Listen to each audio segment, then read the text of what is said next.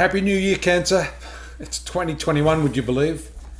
And we do hope it is a happy New Year, given the unhappy year we've just exited. And I want to take this opportunity firstly to thank all of you that have been tuning in over the last year. To those of you that have just recently joined us, welcome. And what I'll do here now, because I've already done a 12-month synopsis for all of you, 3,000 words there at the site, which I'll give you the details later. But what I want to do today is just maybe punctuate the year with what I consider to be some of the important transits that are coming up, and also to focus on, I think, the karmic aspects. What is it that is really going to be the background of all of the other fine-tuning, which you can get in the monthly horoscopes, the daily, weekly horoscopes that we have there at the site. But this, I think, should be an overview of where you're going. We're contextualizing where you are at this point in your life. If we take a look at the horoscope for you, first and foremost, I see Mars, very good planet for your career planet, about to move out of this 10th house of career. You've been very, very active the last few months while Mars has been here. It did the retrograde dance there in the heavens. So, you've been through a whole lot of stuff there in your work.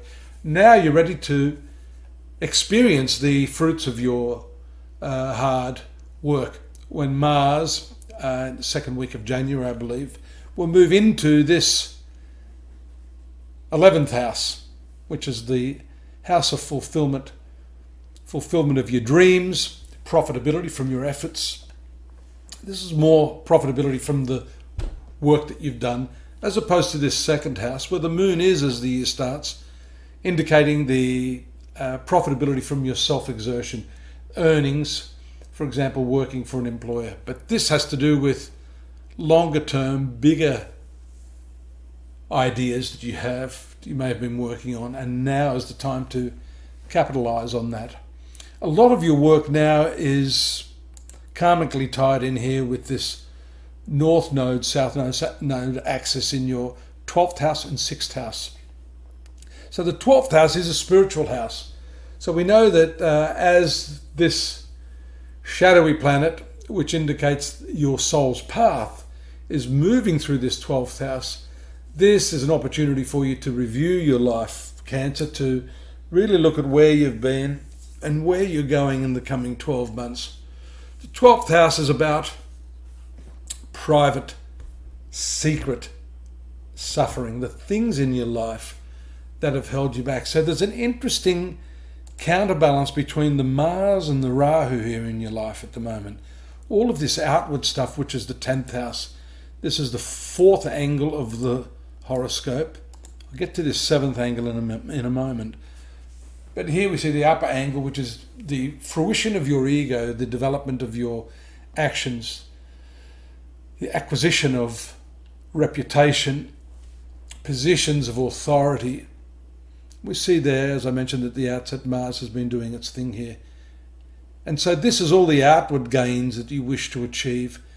And that's going to continue into the, early part of 2021. But it's this 12th house stuff that is really going to dominate, but not necessarily in an overt way. You're going to be preoccupied with all of this stuff while all the while underneath that you're working through some of that past shit that has been weighing you down, that emotional baggage, if we could put it that way. And so clearing that up is going to help you in this 7th house matters. 7th house is your primary relationship, that concrete marital or business relationship that you have. Also the way you see the world generally.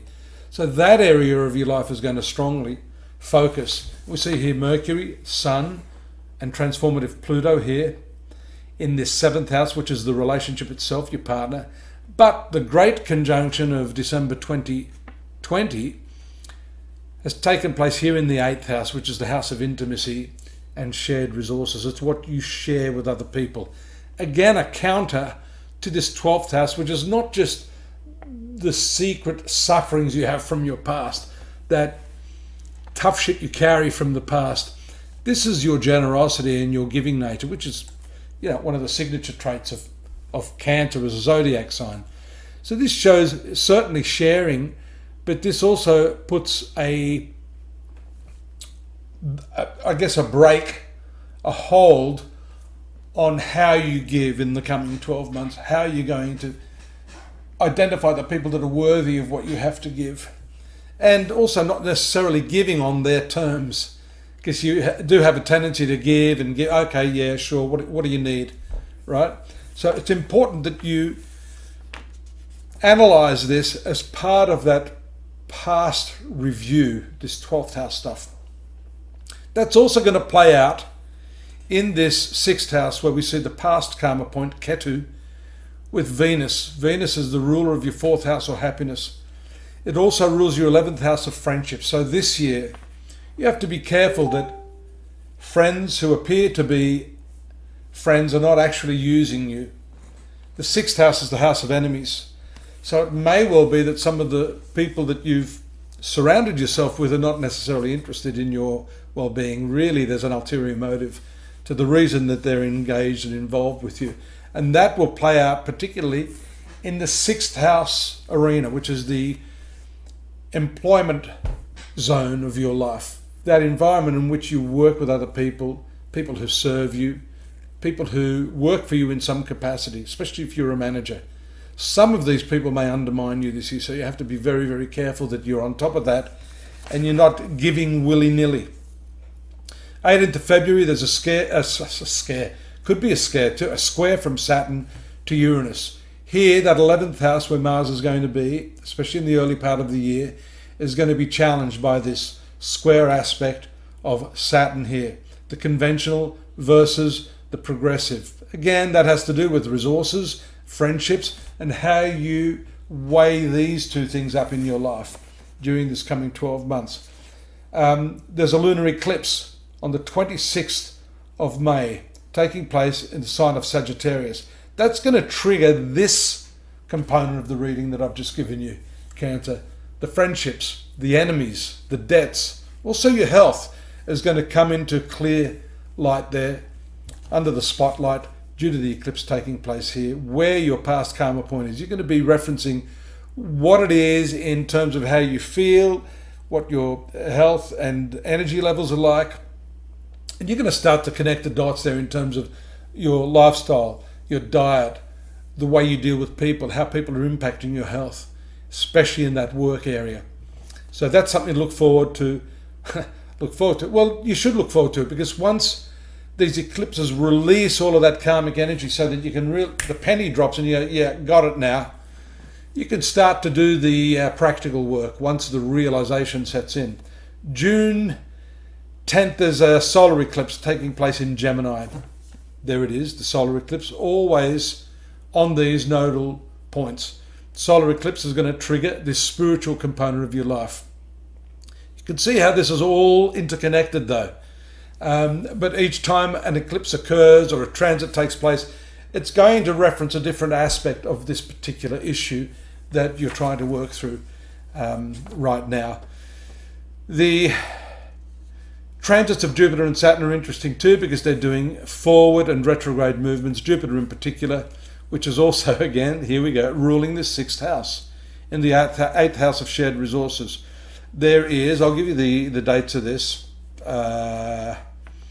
There's a square on the 18th of January.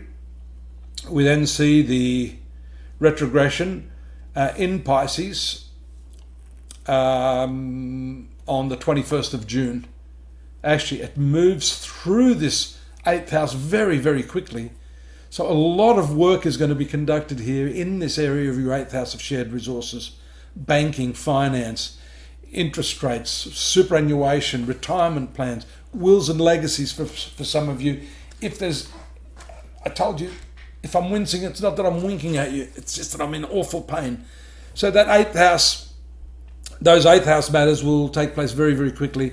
And then Jupiter will move to the 9th house, which is the higher educational sphere. Again, another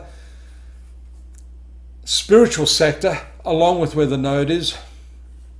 But that will maybe later start to play out in 2022 in a bigger way. It retrogrades and forwards and finally makes its movement back into Pisces on 29th of December. So this aspect of the sixth house matters, your debts, your friends, the inimical nature of those friends is all going to be playing out throughout this next 12 months. You have to be on top of that. You have to scrutinize people more. This, I think, is the theme for you, the thread of the reading for really much of the year. Now, if you have a look at what I've written there, it's going to give you an introduction. It's going to go through what I've just said. It's going to give you more information on that. But then I'm going to look at your romance, your love and your relationships, then your business and your finance, and finally your luck, your karma and your spirituality. And I'm going to give you some specific dates that if you'd like to go in there to the site at astrology.com.au, then you're going to get an opportunity to fill in the gaps here, because I've just gone bang, bang, bang, just a few dates. But generally to give you the thread, Cancer, of what's going on in your life right now. Go on over there. Don't forget to subscribe here. If you want a more detailed analysis, which is based upon the time and the place you're born, drop me a note here and we can organise a time and we will have a look at that in much, much more detail, specifically for you and you alone. Look forward to your company in February. We're going to start up again with the monthlies. For now, I hope you enjoyed what I've written over there at astrology.com.au. And do take care in the coming 12 months. Be happy. Don't resist. The theme really is to embrace the changes that we're going through. Take care. Bye-bye for now.